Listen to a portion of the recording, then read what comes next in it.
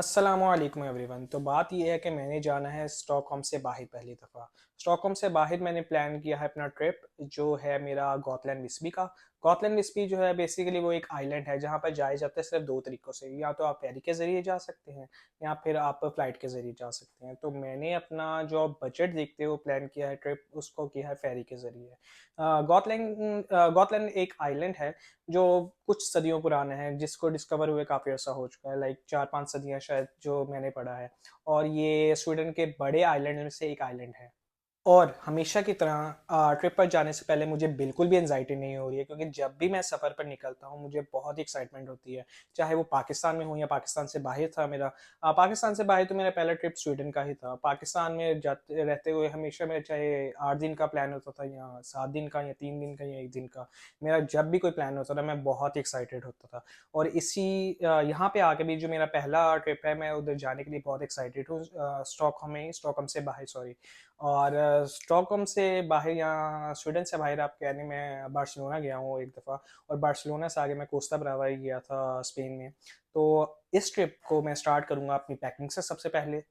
और मैं दिखाऊंगा कि मैं ट्रिप पर जाने से पहले कैसे मिनिमल तरीके से मैं अपनी पैकिंग करता हूँ। और पैकिंग करने के लिए सबसे पहले ज़रूरी है कपड़े। और कपड़े मैं चूज़ करूँगा अपनी अलमारी से। सबसे पहले तो मैं एक टी शर्ट, फिर उसके बाद दो फुल स्लीव शर्ट्स या स्वेट शर्ट्स कह लें, जो गर्मियों के लिए मैं लाया था, पुरानी है, मतलब कि लाइक 2 महीने पुरानी। और फिर एक ट्राउज़र, बीच के लिए एक शॉर्ट्स। और अभी मैं इनको यहाँ पे रखूँगा। और फिर मैं ढूंढूंगा अपनी पैंट, जो शायद ये है। और उसके अलावा स्वीडन के मौसम का भरोसा ना करते हुए मैं रखूँगा एक जैकेट, फिर एक हुडी, क्योंकि अभी समर्स थोड़े से एंटर ही हुए हैं। और रात को थोड़ी सी हवा जब चलती है ना तो ठंड हो जाती है, तो इस वजह से मैं एक हुडी रखूँगा। और ये हैं इस वक्त मेरे सारे कपड़े। वैसे तो 2-3 चीज़ें एक्स्ट्रा हैं, जैसे इसमें ये जैकेट एक्स्ट्रा है, एक हुडी एक्स्ट्रा है जो मैंने एहतियातन रखी है। और एक पैंट भी शायद मुझे एक्स्ट्रा लग रही है अलॉन्ग विद द शर्ट। एक पेयर वैसे तो मैं हमेशा एक्स्ट्रा रखता हूँ। और फिर उसके बाद आ जाता है एक बैग, जिसमें मैंने ये सारी चीज़ें पैक करनी है। और वैसे आपको लग रहा होगा कि ये जो बैग में ये सारी चीज़ें मुश्किल ही आएंगी, लेकिन मैं आपको बताऊंगा कि मैं इनको कैसे पैक करूंगा। फिर उसके बाद जो सबसे अहम चीज़ है वो एक रेन कोट, क्योंकि बारिश कभी भी हो सकती है यहाँ पे। और उसके अलावा मैं लेके जाऊंगा जूते और एक वाटर प्रूफ शूज़ का पेयर एक्स्ट्रा।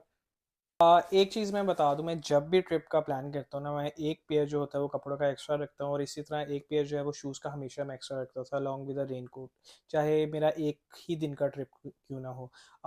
रेन कोट रखने का मकसद ये होता था मेरा पाकिस्तान में, क्योंकि नॉर्थ में भी मौसम का पता नहीं चलता, बारिश कभी भी हो जाती है अक्सर ना। तो इस वजह से मैं रेन कोट रखता था। इसी तरह एक शूज़ का पेयर में एक्स्ट्रा रखता था, क्योंकि कई दफ़ा आपको हाइक पे जाना होता था, और हाइक पे जाने की वजह से शूज़ कभी कभी ख़राब भी हो जाते थे।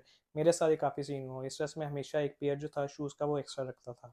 यहाँ पे भी वैसे तो गॉटलैंड एक आइलैंड है, लेकिन मेरे पास जो शूज़ हैं वो मैं लेके जाऊँगा जो मैं नॉर्मली पहनता हूँ। उसके अलावा मैं वाटरप्रूफ शूज़ लेके जा रहा हूँ, कि कहीं अगर बारिश हो जाए तो फिर मैं वो पहन सकता हूँ। मौसम के अपडेट्स तो 2 दिन सनी है और 3 दिन सनी है बेसिकली, और जो चौथा दिन है उसमें थोड़े से बादल हैं, तो एहतियातन मैं वाटरप्रूफ शूज़ जो है वो अपने साथ रखूँगा।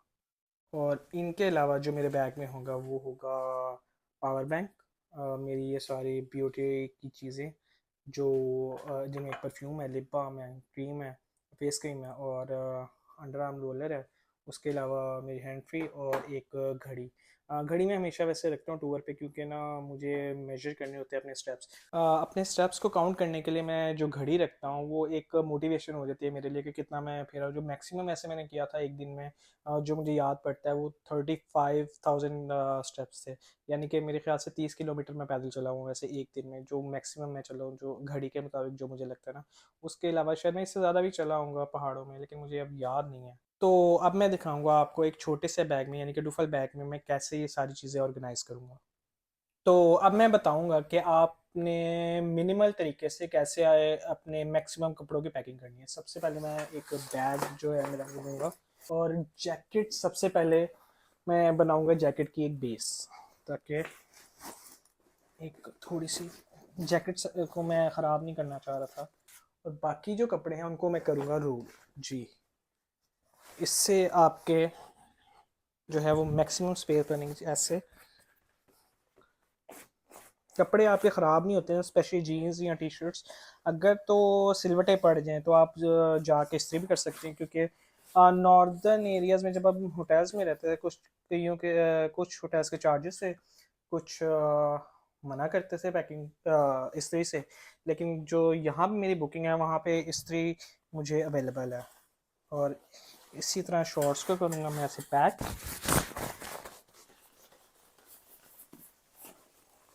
ये भी स्पेस में आ जाएगा। इसके अलावा मेरे रह गए एक शूज़, और ये है मेरे शूज़, और इनको मैं रखूँगा पहले एक बैग में, क्योंकि शूज़ गंदे होते हैं ऑब्वियसली। मतलब कि ये वाले गंदे हैं, इनको मैंने धोया नहीं है। दूसरे जो शूज़ हैं वो धुले हुए हैं, लेकिन इसको मैं रखूँगा ऐसे सबसे ऊपर, और मैं अपना बैग कर लूँगा बंद। थोड़ा सा प्रेस करना पड़ेगा। शूज़ ये वाले ख़राब नहीं होंगे क्योंकि सख्त हैं थोड़े से, मतलब कि पहनने में सख्त नहीं है, ऊपर से जो इनका मटेरियल है वो थोड़ा सख्त है वाटर प्रूफ होने की वजह से। और मैं कर लूँगा अपने बैग को ऐसे बंद। तो ये मेरी होगी है पैकिंग सारी।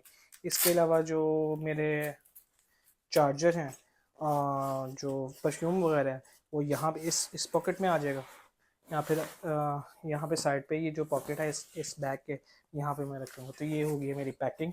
तो अगर मैं आपको दिखाऊं, बैग तो है वो ये बैग। और तो बैग का जो मुझे वेट लग रहा है वो है 2 kg या 3 kg, जिसको मैं पहनूंगा क्रॉस बॉडी पे, जो मुझे इतना फील नहीं होगा। लेकिन अगर मैं बात करूं पाकिस्तान के टूर से, अगर लेट से मैं किसी ट्रैकिंग टूर पे जाता था 3 दिन के लिए या 5 दिन के लिए, तो वहाँ पे जो मेरे पास एक पूरा रक्सैक होता था, बैकपैक होता था, जिसको मैं पीछे पहनता था, और उसका जो वेट होता था अराउंड वो सारी चीज़ें, लेट से स्लीपिंग बैग, स्लीपिंग मैट्रेस, और जो कपड़े और सिलेंडर, इस तरह की चीज़ें जो भी थी, वो मिला के अराउंड 15 से 20 kg आसानी से हो जाता था, जिसको मैं पहन के हमें चलना पड़ता था, ट्रैक करना पड़ता था, या फिर कैंप के लिए जाना पड़ता था। वो काफ़ी डिफ़िकल्ट भी होता था, लेकिन एडवेंचर के लिए आपको पता फिर कुछ भी।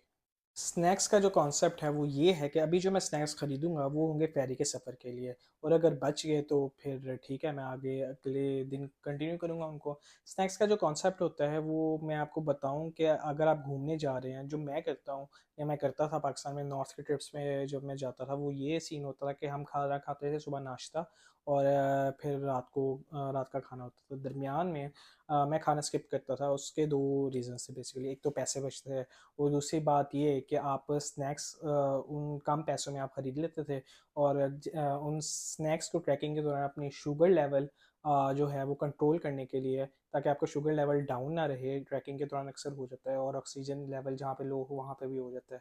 तो उसको कंट्रोल करने के लिए मैं जूस, चॉकलेट्स या इस तरह की चीज़ें ख़रीद लेता था। और दूसरा इसका ये फ़ायदा होता है कि इससे आपका टाइम भी बचता है। लेट्स से अगर आप खाना खाने बैठे हैं, तो खाना का वेट करते हुए, खाना बनाते हुए आपको 1 घंटा तो वैसे ही लग जाता है, फिर 1 डेढ़ घंटा उसको खाने में, या लेट से आधा घंटा, तो टोटल टाइम अगर 2 घंटे भी करें आपके ट्रिप का, 2 घंटे आपके ज़ाया हो जाएंगे। तो अब मैं जाऊंगा स्नैक्स खरीदने के लिए बाहर किसी स्टोर में। तो मैं आ गया हूँ बाहर और जा रहा हूँ मैं स्नैक्स खरीदने। सूरज इस वक्त ऐसा लग रहा है दिन के 2-3 बजे हैं, लेकिन असल में शाम के 7 बज चुके हैं ऐसे तो। इस वक्त तो मैं होने लगा हूँ इस वक्त एंटर। पकड़ूंगा मैं एक छोटी सी बास्केट, और यूँ मैं निकल पड़ा हूँ कुछ ख़रीदने। सोचा तो मैंने हुआ है ऐसे एक जो नट्स होते हैं वो मैं ख़रीदूँगा एक पैकेट, प्लस मैं 2-3 चॉकलेट्स खरीद लूँगा, एक चिप्स का पैकेट, मिनिमम जितना भी लाइक 60-70 में सीन हो जाए सारा। और ये मैं आ गया हूँ दही के सेक्शन में। ये दहियाँ मुझे बड़ा फैसिनेट करती हैं वैसे। अगर मैं इधर से ख़रीदूँ, ये इसमें एक वनीला का फ्लेवर है और एक है अलोन का, यानी कि स्ट्रॉबेरी और रास्पबेरी का। तो शायद इसको मैं एक ख़रीद लूँगा। सेकंड नंबर पे अगर मैं ख़रीदूँ, ये वाला बनाना योगर्ट है और चोको कॉर्नफ्लेक्स हैं। बनाना योगर्ट भी अच्छा ऑप्शन है, और ये योगर्ट एंड चोको वेफर। शायद मैं ये बनाना योगर्ट और कॉर्न चॉकलेट कॉर्न के फ्लेक्स के साथ जाऊँगा। तो मेरे ख्याल से अभी तक मैंने ख़रीद ली हैं कोई 35 या 37 एस सी के की चीज़ें स्वीडिश क्रोनर की। तो मैं अब नट्स की तरफ जाऊंगा जो मिलते हैं 25-26 क्रोनर के। और इस तरह मेरा जो है वो स्नैकिंग मेरे ख्याल से 60 क्रोनर में मुकम्मल हो जाएगी। जाते जाते चेकआउट की तरफ मेरी नज़र पड़ी है किटकैट्स पर, जो मुझे अच्छी तो लगती हैं लेकिन काफ़ी ज़्यादा हो जाएगा ऐसे ही। और अगर मैं नट्स देखूँ तो मुझे वो वाला पैकेट चाहिए जो प्राइस भी जिसके नॉमिनल हो प्लस उसमें चीज़ें भी काफ़ी ज़्यादा हो। तो यहाँ पे सिर्फ ये वाला वॉलनट्स, आलमंड्स, रेसिन्स एंड क्रैनबेरीज हैं। तो मेरे ख्याल से मुझे ये ख़रीदना चाहिए, प्राइस भी इसकी नॉमिनल है। और जाते जाते मुझे ये नज़र आई हैं कुछ चॉकलेट बार्स और मैं ये खरीद लूँगा 2।